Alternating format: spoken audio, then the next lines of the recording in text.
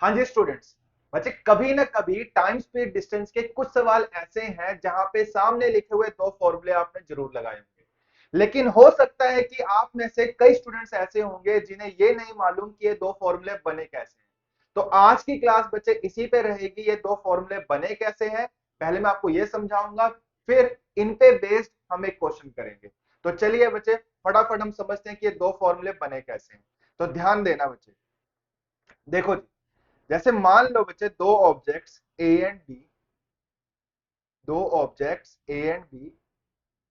एक दूसरे की तरफ आ रहे हैं, एक दूसरे की तरफ चलना शुरू करते हैं एक ही टाइम पर। ठीक है जी।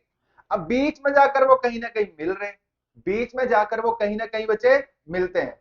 तो आपको ये मालूम है, आपने एक कॉन्सेप्ट जरूर समझा होगा, पढ़ा होगा कि जितना समय ए को यहां से यहां पहुंचने में लगा, उतना ही समय जो है बी को यहां से यहां पहुंचने में लगेगा।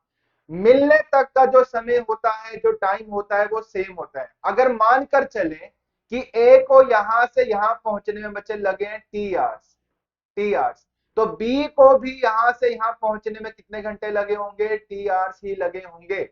इतना समझ आया कि नहीं आया? ठीक है जी। अब ध्यान दो बच्चे, ऐसा भी तो हो सकता है कि आगे बोला जाए या आगे आपको गिवन हो कि मिलने के बाद ए यहां से यहां पहुंचता है एक्स आवर्स में, और मिलने के बाद बी यहां से यहां पहुंचता है वाई आवर्स में। कितने आवर्स में बच्चे? वाई आवर्स में। समझ गए ना? अच्छा, मिलने तक का टाइम सेम है। ए को टाइम लगा यहां से यहां पहुंचने में बच्चे टी आवर्स, और यहां से यहां पहुंचने में ए को टाइम लगा एक्स आवर्स। बी को यहां से यहां पहुंचने में टाइम लगा टी आवर्स, और यहां से यहां पहुंचने में टाइम लगा जी वाई आवर्स। इतना समझ गए बच्चे? अच्छा, एक पल के लिए मान लेते हैं कि जो ए ऑब्जेक्ट है उसका जो स्पीड है वो मान लेते हैं ए किलोमीटर पर आवर। ठीक है जी। और बी जो जो बी ऑब्जेक्ट है उसका स्पीड मान लेते हैं बी किलोमीटर पर आवर। ठीक है बच्चे? अच्छा, अब ध्यान देना, देखो जी। अच्छा, ए जो है बच्चे यहां से यहां पहुंचा कितनी स्पीड से? ए की खुद की स्पीड क्या है? 1 किलोमीटर पर आवर। तो टी घंटों में वो यहां से यहां पहुंच जाता है, तो उसने कितना डिस्टेंस कवर किया? 80। समझ आया कि नहीं आया बच्चे? इसके बाद इस पॉइंट पर दोनों ऑब्जेक्ट मिल जाते हैं। इसके बाद बच्चे ए यहां से यहां पहुंचता है कितने आवर्स में? एक्स आवर्स में। और किस स्पीड से? 1 किलोमीटर पर आवर की स्पीड से। तो ए ने बच्चे यहां से यहां तक का डिस्टेंस कवर किया कितना? ए एक्स। इतना समझ आया? अब बी के ऊपर आते हैं। बी बच्चे यहां से यहां पहुंचता है कितने आवर्स में? टी आवर्स में। और किस स्पीड से? 20 किलोमीटर पर आवर की स्पीड से। तो बी ने यहां से यहां तक कितना डिस्टेंस कवर किया? बीटी। समझ गए? अच्छा, बी फिर मिलने के बाद बी जो है बच्चे यहां से यहां पहुंचता है वाई आवर्स में। किस स्पीड से? 20 किलोमीटर पर आवर की स्पीड से। तो बी ने बच्चे यहां से यहां तक कितना डिस्टेंस कवर किया? बी वाई कवर किया। इतना समझ आया? ठीक है जी। अब ध्यान देना बच्चे, ध्यान से सुनना, अब फॉर्मूले यहां से आने वाले बनने वाले हैं, ध्यान दो। अच्छा, ये वाला डिस्टेंस है, एक तरफ आप बोल रहे हो 80, दूसरी तरफ आप बोल रहे हो बी वाई। डिस्टेंस तो सेम है ना, डिस्टेंस का ये हिस्सा सेम है। तो क्यों ना इन दोनों को इक्वेट कर दिया जाए। 80 किसके बराबर होगा? बी वाई के बराबर। इतना समझ आया? सिमिलरली बच्चे, ये वाला जो डिस्टेंस है, एक तरफ आप बोल रहे हो ए एक्स, दूसरी तरफ आप बोल रहे हो बी टी। तो क्यों ना दोनों हिस्सों को इक्वेट कर दिया जाए। A X is equals to B T. अब बच्चे यहाँ पे दो इक्वेशन बनी है, अब ध्यान से सुनना इसके बाद। देखो जी, अगर ये दो इक्वेशन है, यहां से बच्चे पहली वाली इक्वेशन से अगर आपसे पूछ लिया जाए जी ए ओवर बी, तो क्या बन जाएगा? Y over T. ठीक है। और दूसरी वाली इक्वेशन से अगर आपसे पूछ लिया जाए ए ओवर बी, तो आप कहोगे टी ओवर एक्स। तो पहली इक्वेशन, दूसरी इक्वेशन, समझ आ गया? दोनों ही इक्वेशन से हमने स्पीड्स का रेशियो निकाल लिया। पहली वाली जगह पर ए टू बी स्पीड्स का जो रेशियो बना वो वाई ओवर टी बना। ये पहली इक्वेशन है मान लो, ये दूसरी इक्वेशन है। दूसरी वाली जगह पर स्पीड्स का जो रेशियो बना वो टी ओवर एक्स बना। ठीक है जी। स्पीड्स किसकी बचे? ए ओवर बी। ठीक है, पहली इक्वेशन और सेकंड इक्वेशन को ध्यान में रखो। ए ओवर बी अगर मैं दोनों इक्वेशन को डिवाइड कर देता हूं, LHS से LHS डिवाइड हो जाएगा, RHS से RHS डिवाइड हो जाएगा। डिवाइड करने पर रिलेशन जो बनेगा वो क्या बनेगा, ध्यान देना, रिलेशन बन जाएगा बच्चे y over T is equals to T over x.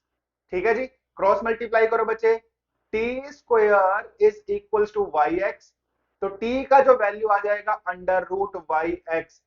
आया समझ की नहीं आया? तो ये फॉर्मूला आपको मिल गया, टाइम टू मीट, मिलने तक का समय कितना लगेगा, मतलब जो टी का वैल्यू निकला वो किसका निकला, किसके बराबर निकला, under root Y X, under root Y X. Y क्या है बच्चे, वाई है बी का मिलने के बाद वाला समय, जो y है वो है b का मिलने के बाद वाला समय, और जो x है वो क्या है, a के मिलने के बाद वाला समय। तो आगे से बच्चे आप ध्यान रखोगे, अगर आपसे पूछ लिया जाए कि दोनों के दोनों ऑब्जेक्ट्स कितने टाइम के बाद मिलेंगे, कितने टाइम के बाद मिलेंगे, तो आप इस फॉर्मूले को यूज करके निकाल सकते हैं, time is equals to square root of y into X. Y क्या है बच्चे, b के मिलने के बाद वाला समय, और x क्या है, ए का मिलने के बाद वाला समय। जब मिलने के बाद वाला समय दिया हो तो इस फॉर्मूले से मिलने तक का टाइम निकाला जा सकता है। समझ गए? तो जो सेकंड वाली इक्वेशन मैंने लिखी हुई थी आपको समझ आ गया किस तरीके से रिजल्ट मैंने निकाला है? तो आगे से जब भी इस टाइप के सवाल आएंगे तो आप ये फॉर्मूला यूज करोगे, बस टाइप ध्यान रखोगे। टाइप क्या है, जहां पे मिलने के बाद वाले समय दिए हो वहां पर। समझ गए? ठीक है जी। अब बात करते हैं, पहला जो फॉर्मूला मैंने लिखा है ये फॉर्मूला कैसे बना। देखो बच्चे, दो इक्वेशन बनी थी, इक्वेशन वन इक्वेशन टू। अगर मैं दोनों इक्वेशंस को मल्टीप्लाई कर देता हूं, अगर मैं दोनों इक्वेशंस को मल्टीप्लाई कर देता हूं तो LHS से LHS मल्टीप्लाई होगा और RHS से RHS मल्टीप्लाई होगा, तो a ओवर b का स्क्वायर हो जाएगा is equals to y over T into T over X. समझ गए? टी से टी कट जाएगा, ये क्या बन जाएगा बच्चे, a over b is equals to square root of Y X. आया समझ की नहीं आया? यही फॉर्मूला तो बच्चे मैंने यहाँ पे लिखा हुआ है, दोनों की जो स्पीड्स का रेशियो बनेगा, जो a ओवर b बनेगा वो किसके बराबर बनेगा, स्क्वायर रूट ऑफ y ऊपर लिखा है x नीचे लिखा है। y का मतलब क्या है बच्चे, y का मतलब है b के मिलने के बाद वाला समय, और नीचे x लिखा हुआ है, x का क्या मतलब है, a के मिलने के बाद वाला समय। तो यही फॉर्मूला तो मैंने लिखा हुआ है, speed of A to speed of B, मतलब इन दोनों स्पीड्स का जो रेशियो होगा वो किसके बराबर होगा, स्क्वायर रूट, किसका स्क्वायर रूट, ऊपर आप रख देंगे बी के मिलने के बाद वाला समय और नीचे आप रख देंगे ए के मिलने के बाद वाला समय। आया समझ के नहीं आया बच्चे? तो ये दो फॉर्मूले बच्चे बड़े काम के हैं, लेकिन ये फॉर्मूले आप लगाओगे कब, ध्यान रखना है आपने, जब मिलने के बाद वाले समय दिए हो तब ये दो फॉर्मूले काम के हैं। ठीक है बच्चे? आगे से आप ये चीज भूलोगे नहीं, मुझे पता है आप में से कई स्टूडेंट्स ये फॉर्मूले जरूर लगाते हैं लेकिन उनको ये नहीं पता कि फॉर्मूले बने कैसे। ठीक है जी? तो इस पे बेस्ड, इन दो फॉर्मूले पे बेस्ड एक क्वेश्चन हम फटाफट कर लेते हैं। चलो, क्वेश्चन है two trains A and B start simultaneously from stations X and Y towards each other. Okay देखो, दो ऑब्जेक्ट्स ए एंड बी एक दूसरे की तरफ चलना शुरू करते हैं एक ही वक्त पर। ठीक है जी? इस पॉइंट पर आकर मिल जाते हैं, ए यहां से यहां पहुंचा, उसके बाद यहां से यहां पहुंचता है कितने आवर्स में, 9 आवर्स में। ये क्वेश्चन में लिखा हुआ है। समझ गए? अच्छा, बी बच्चे यहां से यहां पहुंचा, उसके बाद यहां से यहां पहुंचता है कितने आवर्स में, इसके बारे में लिखा है 4 आवर्स में। आपसे पूछा क्या जा रहा है, आपको दिया हुआ है ए की स्पीड 36 किलोमीटर पर आवर है, स्पीड ऑफ बी निकालना है, बी की स्पीड निकालनी है। ठीक है बच्चे? अच्छा, एक चीज ध्यान दो, वैसे तो यहाँ पे बी की स्पीड पूछी जा रही है, अगर आपसे पूछा जाता कि कितने टाइम के बाद मिलेंगे, कितने आवर्स के बाद मिलेंगे, तो क्या फॉर्मूले से निकाला जा सकता है? क्या फॉर्मूला मैंने बताया था आपको, अगर आपसे पूछ लिया जाए कि कितने आवर्स के बाद मिलेंगे, इस पॉइंट पर मिलेंगे ना, तो कितने टाइम बाद मिलेंगे, तो फॉर्मूला मैंने क्या लिखा है बच्चे, टाइम बराबर है अंडर रूट वाई एक्स।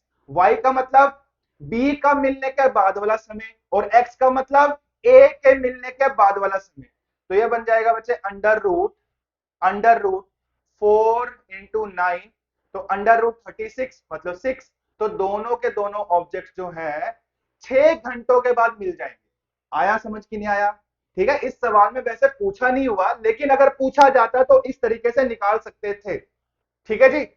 अच्छा, अब दूसरी बात करते हैं स्पीड्स का रेशियो। स्पीड्स के रेशियो के लिए भी मैंने फॉर्मूला आपको लिखवाया है।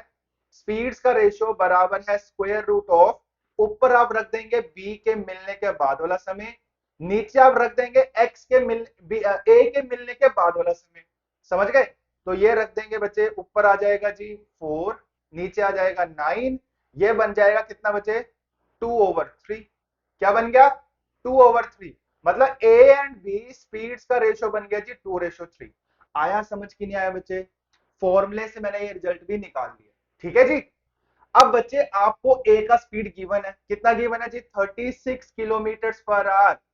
36 किलोमीटर पर आवर किसका स्पीड गिवन है? ये ए का स्पीड गिवन है। स्पीड्स का रेशियो हम निकाल चुके हैं।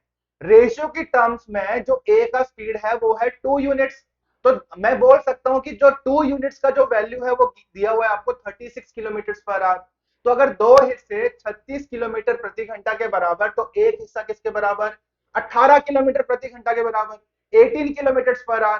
तो अगर 1 यूनिट 18 किलोमीटर पर आवर, तो 3 यूनिट्स का वैल्यू क्या होगा? 54 किलोमीटर पर आवर।